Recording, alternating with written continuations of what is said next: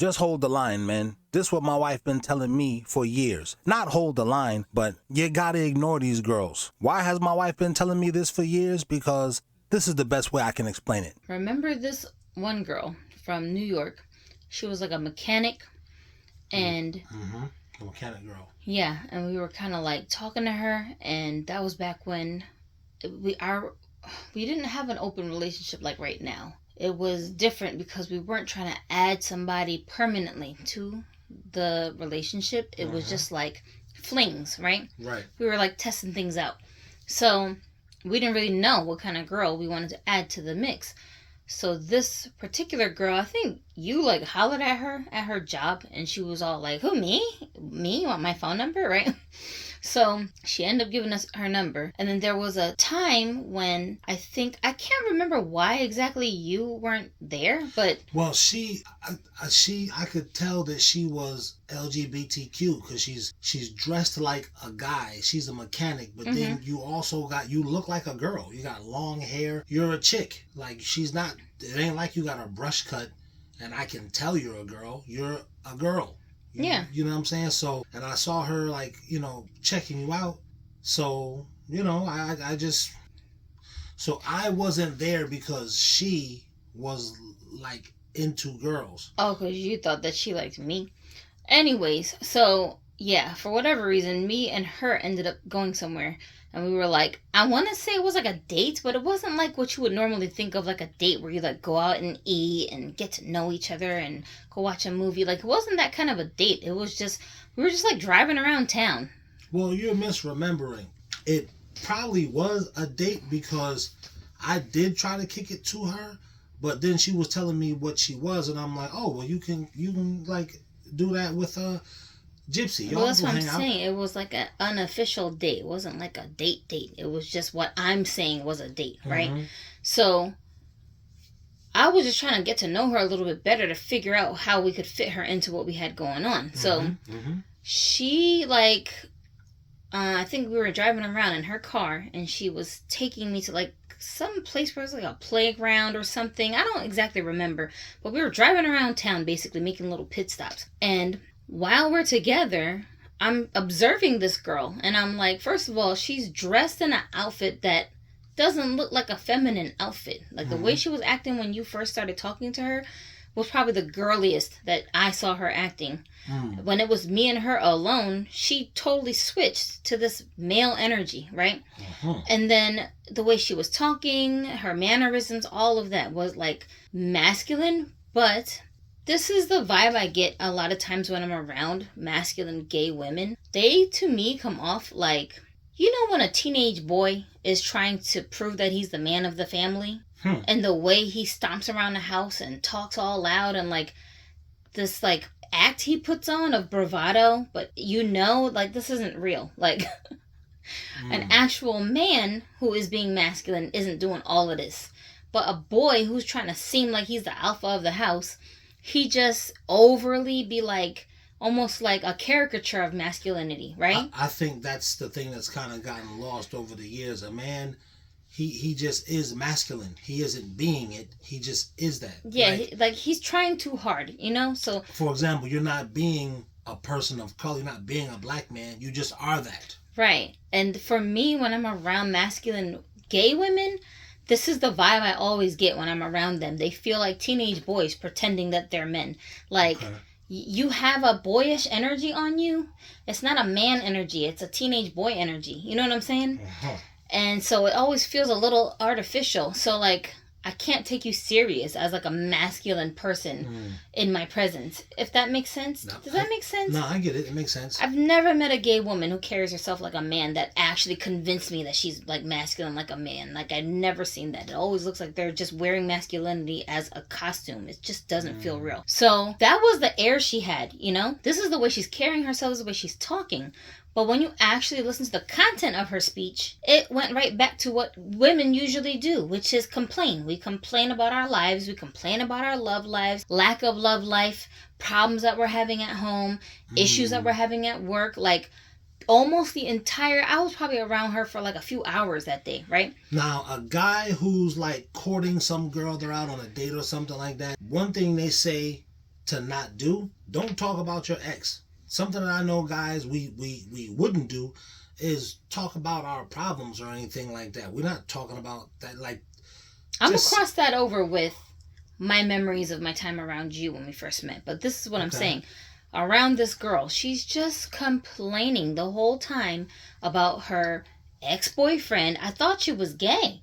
No, you's a whole single baby mama. You got a baby daddy who is a bum, who's always coming in and out your house, borrowing things, using things. Hold on, let me just interject. You never even really told me this whole story like this. So me saying we don't talk about our exes, that's not foreshadowing. I didn't know that she was talking about her ex-boyfriend. Bro, she was going on and it was to the point where I was sitting there listening to her going, is he an ex-boyfriend? Because, like, it kind of sounds like she's saying he lives there at her house, right? Okay. Why is he always on your couch, right? How could that be that he lives there if he's the ex? That's what I'm saying. I'm like, well, where's your daughter at right now? Where is she at when you be at work? Oh, she's at home with my ex who's babysitting her. Are you sure he's babysitting or do he live there? You know what I'm saying? He always owes her some money. I'm like, if he owes you money, that means you're spending money on him. So, like, how could that be possible if he's your ex? If he owes you money, that means you're loaning him That's money. What I'm saying. So I'm like, so he has no job and he's irresponsible, but you lend him money and also let him keep coming into your house and be the excuse is to babysit the baby. Oh, okay.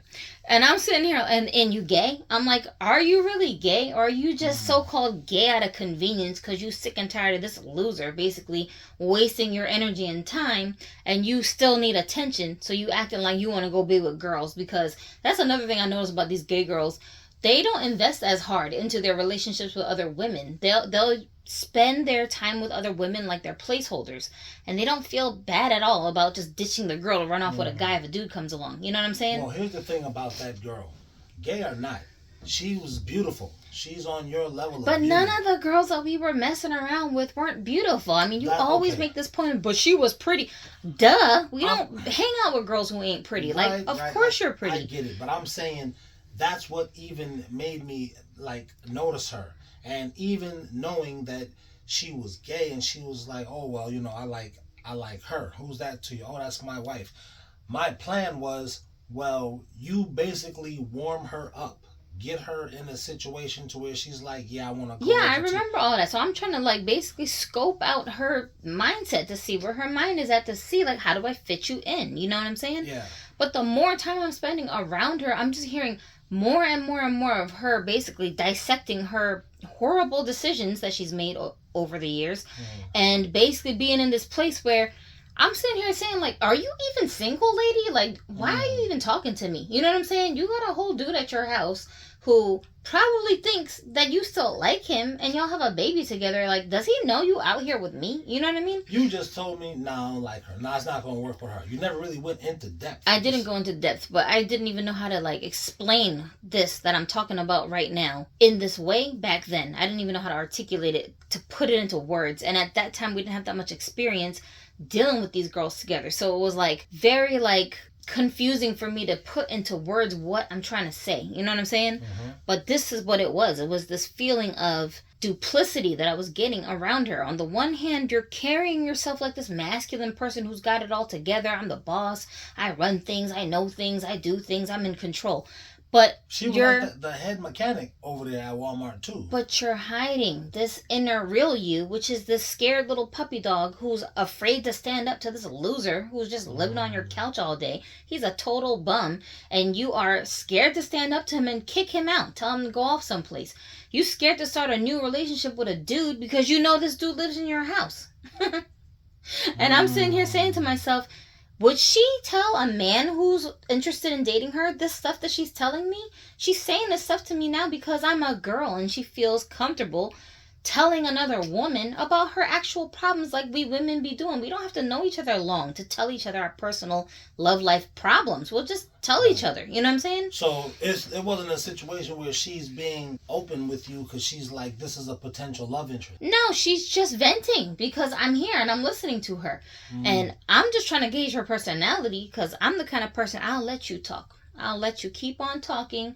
I'll ask you poignant questions so you can talk about yourself some more, because you're telling on yourself while you're talking, and you're going to tell me what I need to know about you. Back then, TikTok wasn't these girls' mirror on the wall digital diary. I don't even know if TikTok existed at that time. So I'm sitting here like, this girl is not what she seems like she is on the outside. On the outside, her package looks like this strong woman who knows herself. Oh, hold on. That's actually a good point. I think TikTok came into it. I first learned about it when we was in Carolina.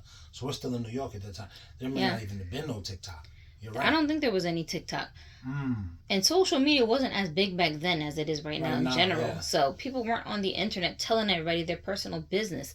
But women are still women. We'll do that in person with each other. I just met you today and I'll tell you my whole divorce story. You know what I'm saying? Right. So that's basically what she was doing with me. And I'm sitting here like... Like, if you're a woman, they won't do that for a man. Yeah. And I'm like, girl, I'm not interested in all of this. I don't care about this storyline. Like, I just want to see what you look like with your shirt off. You know what I'm saying? Was she trying to do that for you? Or were you not even trying to go there once you heard all this? I'm just trying to see where her head is at so I can figure out where to fit her in. That's what I'm saying. I'm trying to figure out the best approach to get her back over to the house and take her shirt off. You understand what I'm saying? Yeah. But the more she talks, the what's the word I'm looking for? The less interest I'm starting to have in this girl, because I'm like, you's a needy bitch. Like, I was gonna say, the less you want to see her with her shirt off. Yeah, I'm like, girl, we're not over here trying to like become your therapist. Like, I'm not about to drag you back to my husband, and you got all this baggage, and he's not even that type of dude. Like, lady, like, he's not a save-a-hoe guy. So like, what do you think? You're gonna get close to us, and then you're gonna be throwing all, because I'm a girl, so her whining to me, she doesn't expect me to give her any solutions. She doesn't expect me to jump in and save the day if she needs anything. She expects you to listen though, right? Right, but that's as far as it goes. If she's comfortable with the both of us and she starts spewing her whiny ass to you, she's gonna expect you to man up and help her solve her problems. You see what I'm saying? You want my man to confront your weird ass baby dad? That's not happening. You want my man to move you into our house and take care of your baby? That's not gonna happen. Here's another reason why I think you didn't know how to articulate all this to me back then. Tell me if I'm correct. It's because you basically are vouching for this girl, and if you bring her to me, basically with all these problems, it's like this, because now people are saying it in 2025. A lot of women are losers. Something that really pains me is the fact that women are losers too. Like, there are actually women who behave like losers do, and I hate to say it, but it's true. People have to come to terms that women can be losers too. Honestly, that's a very good point, because if you are finding yourself dating loser after loser, you got to ask yourself, what part of me is attracted to these losers? It's not just about them being attracted to you, it's the fact that you keep entertaining them as well. So there's got to be something that's compatible. Bro, good-looking women can be losers too. I'm tired of people not touching on this subject. Think of the lamest dude you know, right? He's probably just sitting at home, doom scrolling, gooning all the time, not doing shit. He's literally allergic to sunlight. There are good-looking women, believe it or not, that are exactly like that too, but we are not calling them losers. We're so quick to do that to the dudes, we forget about the same women who do the same exact thing, bro. You're looking at her at this time like, this bitch is a loser. I can't bring a loser bitch around my husband. He Thank you. Think I'm a loser bitch. Exactly, and I don't hang out with chicks like you. Like platonically, I don't even hang out with girls like you. So what what am I gonna do with you? You know what I'm saying? So it's like, even though this absolutely didn't exist back then, a cute girl, as attractive as she was, there's no way that you're a loser.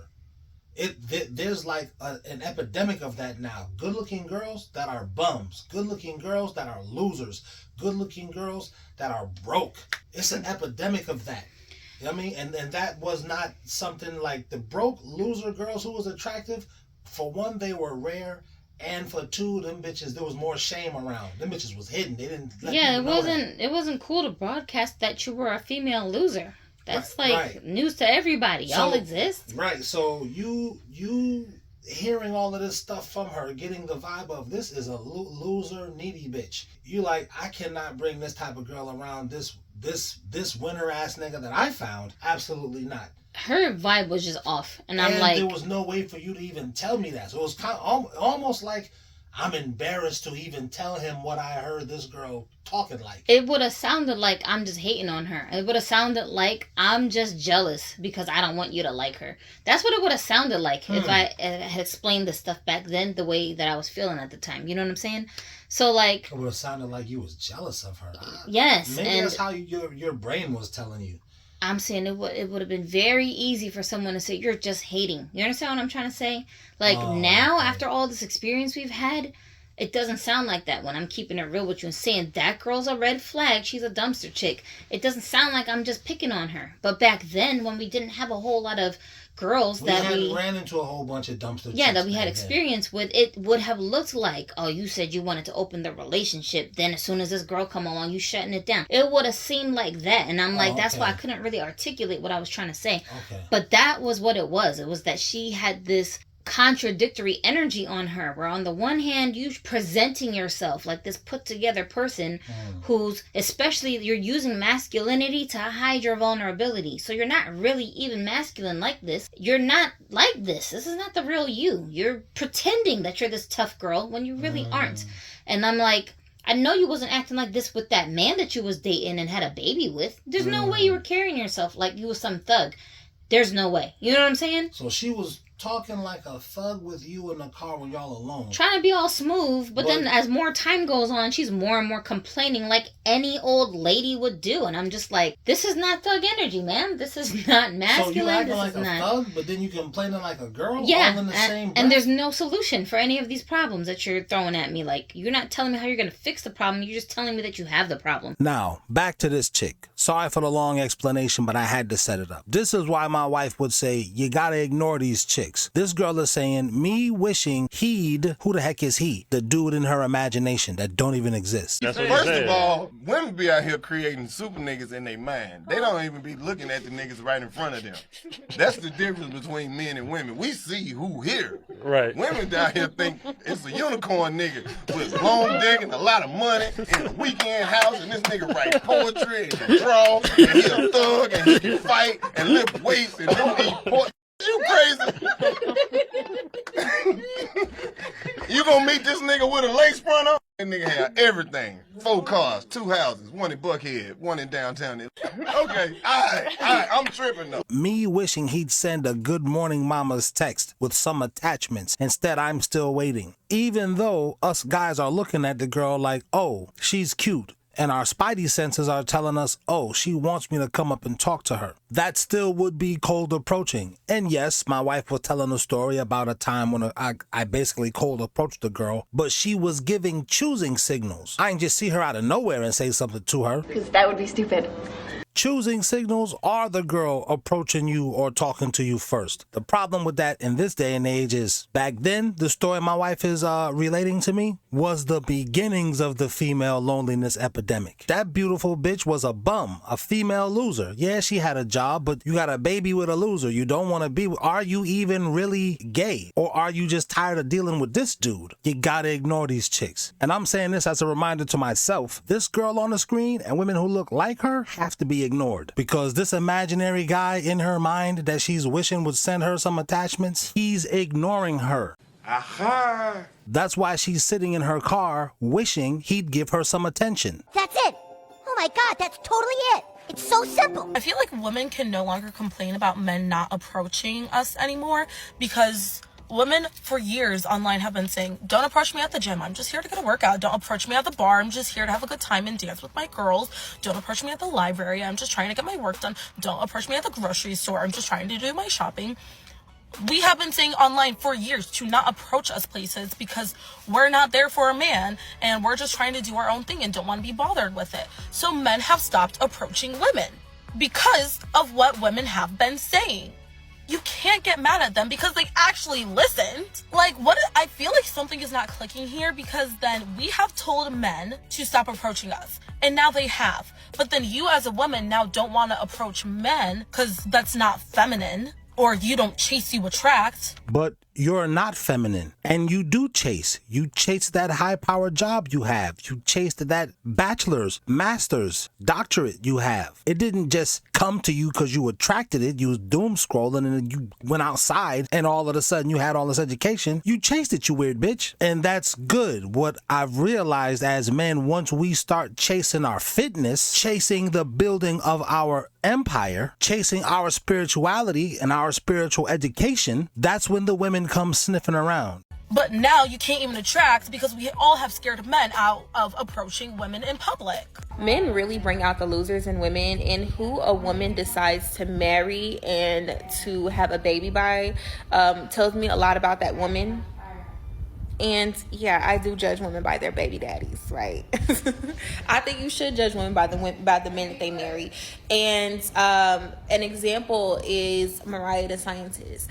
I never took her seriously from the beginning. Well, she can't sing, but aside from the fact that she cannot sing and her music is very melancholy, why is a pretty woman such as she is dating a man who looks and says and calls himself Young Thug? Like, let's put two and two together.